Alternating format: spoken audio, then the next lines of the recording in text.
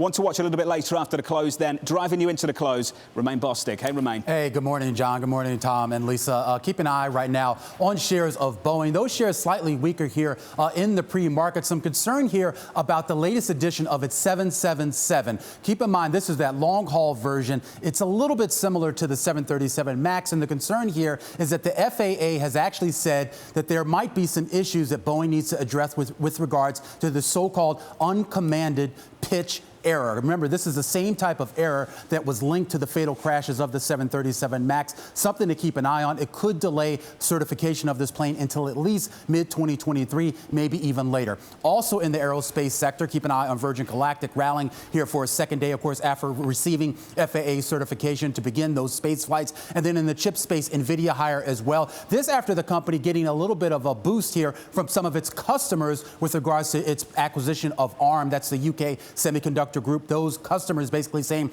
they're not worried about the antitrust concerns. The UK, EU, China, and the US still reviewing that deal. All right, flip up the board. I want to bring you just a quick check here on what's going on in the biotech space. We got some interesting news out of Nvidia. Of course, this is a company working on that CRISPR technology.